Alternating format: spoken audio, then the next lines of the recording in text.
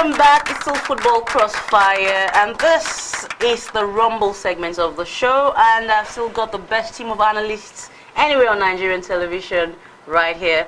Now, guys, don't forget that you can participate on the show by sending an SMS to 33073. Right about now, I'm sure you can see that meter gauge on your screen. Just type CRFA or CRFB or CRFC, depending on who you think will win the match. If you think Arsenal will win, just type CRFA. If it's going to end in a draw, it's CRFB. And if Tottenham will win, according to you, just type CRFC and send to 33073. Now, guys, let's get down to business.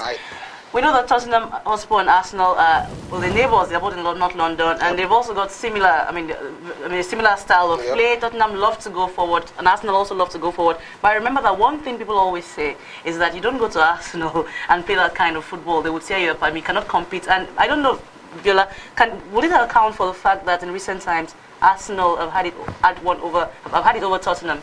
Well, I don't think it's so much for whether we go forward or go to the Emirates, or whether they come forward and they play a White Hart Lane. Tottenham is always open. We like to go forward all of the time, and that's what's going to happen, in today's game as well. Yeah, Arsenal in the recent past they've had, it over Tottenham, so to say. But that masks, the deeper truth. If you look at the progression of both teams, Arsenal actually declined, they are static, and Tottenham are progressing. 3 years ago, Arsenal were 36 points ahead of Tottenham. 2 years ago, it was 21 points. Last year, it ended in 5 points, and it shows you who is on the upward rise and who is either static or not progressing. So while they might be ahead in this, head-to-head, but I will choose to focus on the recent past. Last season, they won 3-0 at home. We won 2-1. Well, they're playing the game at the Emirates today. I do know that. I'm just making that point that they won 3-0 at the Emirates. We won 2-1, at White Hart Lane, and basically in the league competition. That's 33 points either way, and that shows you that Tottenham are inching closely towards Arsenal, as we've always done. I think it is a case of other clubs not doing properly well and allowing Tottenham come up. Because if you talk about progression, the thing is Arsenal have remained in the top 4. You've been static. That's the point. You've been static. Tottenham were not in the top 4 till last year, and so there's progress to Tottenham. Arsenal is either static or declining. Fiola, I know it's very early in the game, but come on. But interrupted. You didn't ask him a question. It would be unfair to give me a card. Not because Arsenal refused to progress.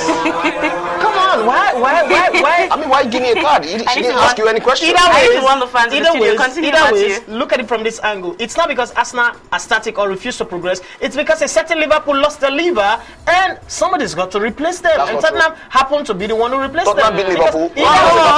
Matthew, in all fairness to Tottenham, I remember that it was very competitive. There was also Manchester City. We had to go to the Eastland to win the game, and we did win. One team got out of the top 4, and that team is not by any way AROSENAL. People don't opt out of the top 4. People climb into the top 4. Tottenham climbed in. They climbed in. The Arsenal have been top 4 for the past 5 years. What have you won? Now let's bring it back. Okay, so if you talk about winning something, I can't remember the last time Tottenham won anything reasonable apart from a milk cup called Carling Cup. Well, it's not important. Hold it. It's important. Let me speak. Now, hold it.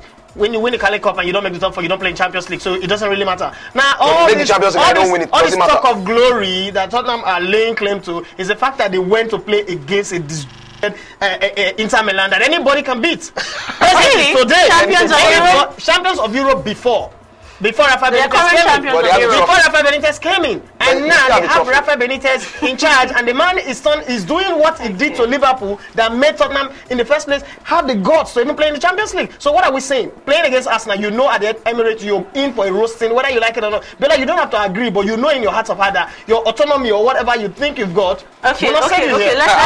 I laugh in Spanish. Okay, let's talk facts now. The fact of the matter is Tom Huddlestone seems to have some problems, and we know that when you're playing Arsenal, you need the grit he provides. Now we're probably going to be left with Wilson Palacios if Aredna plays him. So how would you cope with that grit from Arsenal? Because you cannot just be attacking against Arsenal. Well, we've got Jermaine Jenas in there. We've got Wilson Palacios, who has even more grit than Tom Huddlestone. The reason why Tom Huddlestone plays in the middle is that it was a combination of grit and also excellent passing. Yeah, out of sort, but he's a player anyways. Thank you for Then we've got Jermaine Jenas, who is already making the England squad. Whose form is in ascendancy. Anybody can make the England squad. Played the last game for us and did quite well. So obviously, look, if you look at the quality of squad that Tottenham have got, it's as good as any. You look across the squad. There is a team that's playing without Michael Dawson at the back and Ledley King. Those are both English internationals, and yet we are competing. This is a team that's playing without Jermaine Defoe. Jermaine Defoe scored more goals at the World Cup than Rooney and Messi put together. This is somebody who's injured, and we are still scoring goals. So it shows you the quality of this side. Let's talk about the players on the pitch right now. And hold on, Matthew.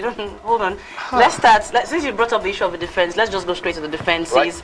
Ines Kabul Gallas from Arsenal. Arsenal rejects, not from Arsenal. Arsenal rejects. They didn't sign a new contract. You offered him money, you sign. The quartet. You offered him a contract, did not sign. Biola, that quartet have conceded almost as many goals as the attack have scored in recent times. So obviously, if you look at both defenses, your defense seems weaker. Well, I think Arsenal have considered 11 goals, which is